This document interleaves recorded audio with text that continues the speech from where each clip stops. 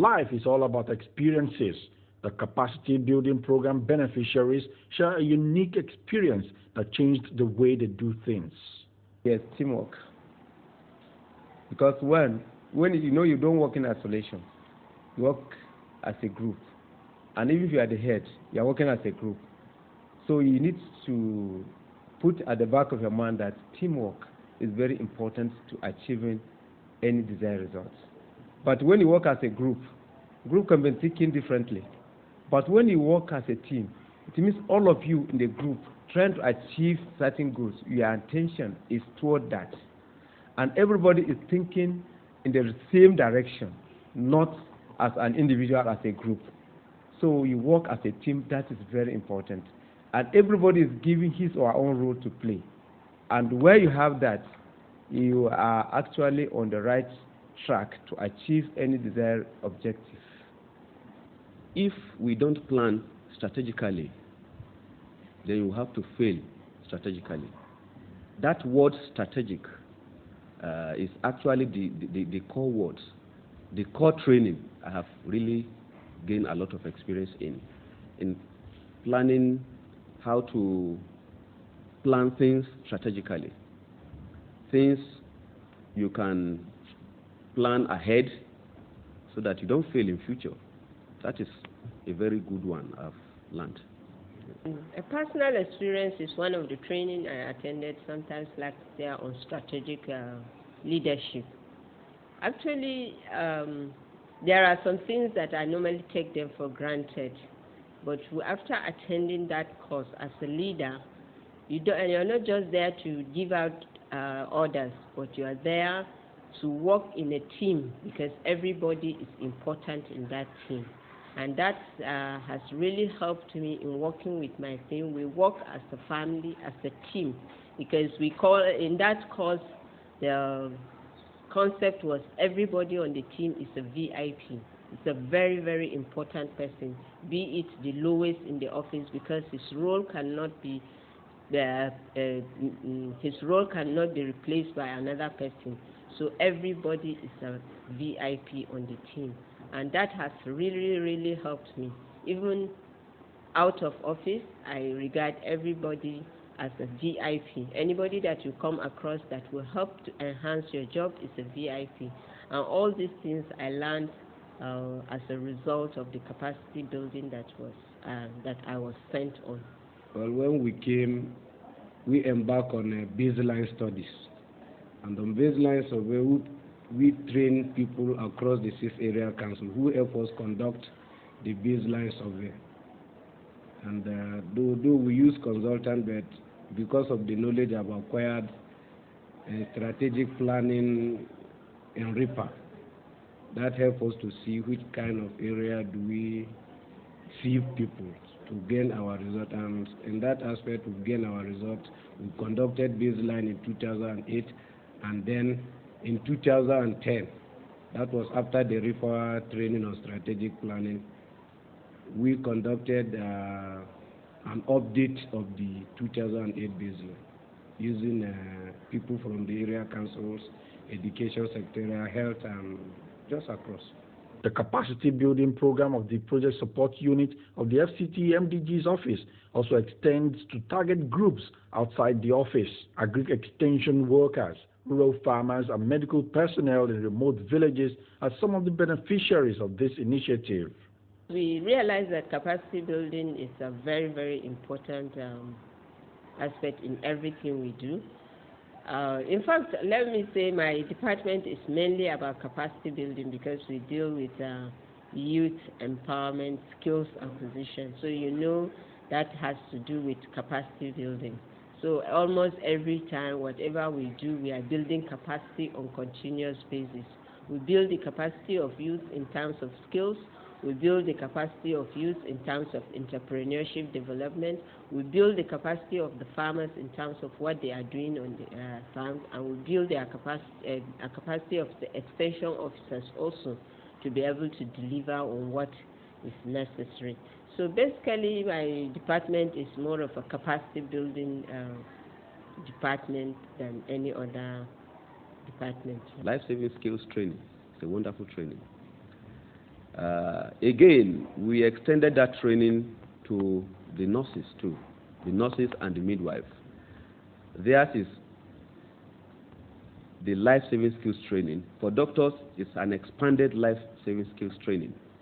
For the nurses, it's life-saving skills training.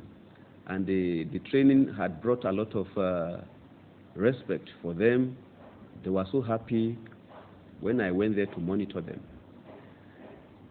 You know, and 46 FCT nurses and midwives have been trained so far. And for the community health extension workers, we have so far trained 51 CHUs, that's the community health extension workers. 51 community health extension workers, that is in FCT. And their training is called Modified Life-Saving Skill Training. And all these are actually aimed at fast-tracking the achievement of Goal 4.5 of the MDG. No, farmers, naturally, when you go to their communities, you see their animals going stray. And some of the farmers, they only remember about their animals sometimes when they want to sell them. They need money. They don't know where they sleep. So that is not a business. So what happened again, after the serious period of farming activities, we also organized training for farmers on livestock production. We brought in people, produced manual, and then we told them how to improve their livestock production. And that really helped them, because the sheep, their cattle, their fowl, rabbits, and fish farming, all we touched. And I guarantee you that if you go to some of these communities now, they used to have their local way of fattening cattle, but I believe they have improved since our training. So we have done that training. So some who never knew that you can keep fish and rear them to table size, some of them are already thinking into that direction. And we told them that the fowls that they live, that go about, they can keep them in an encampment, in an environment, provide feed, they'll grow faster and they'll also earn more. The PSU staff are happy. Service is being delivered to rural communities in the FCT. However, there are some areas the staff would like more exposure so they can move to the next level. The next level in terms of what I need, capacity building can never be enough. We learn every day, and there are emerging issues every day pertaining our various fields. So in terms of more especially when we are dealing with issues of poverty, because they are taking another dimensions, there are new issues emerging regarding poverty. Recently, I was told that there are levels of poverty. We have level 1, level 2, and all these are issues that we need our capacity to build on so that we can really know how to tackle some of these things, because we take poverty at all levels, but they have been segregated into different categories. So we need more capacity in this area so that, capacity building in this area so that we can be able to tackle these issues successfully. We want to train 80 general healthcare workers on TB-HIV collaboration. We want to train tuberculosis supervisors and HIV/AIDS coordinators in FCT. That's about 50 of them. And we equally want to train 50 laboratory scientists in FCT for quality DOTS and HIV laboratory services. We now want to train them how to process most of their crops, so that if men are producing, the women can go into processing. And already too, we'll be collaborating with the fabricating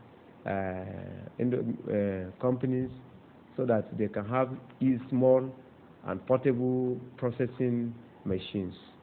And also will be establishing processing centers so that some of them that produce some of these crops, like the tuber crops, they can go there and then process their own at very low prices so that they'll be able to have maximum profits. There are also other trainings for contractors, like an in-house understanding. When a contract is awarded, the project unit invite all the companies that benefited so that there should be an agreement on the bill of quantity, the drawing, and where there are some misunderstanding, because some contractors have experience on the line.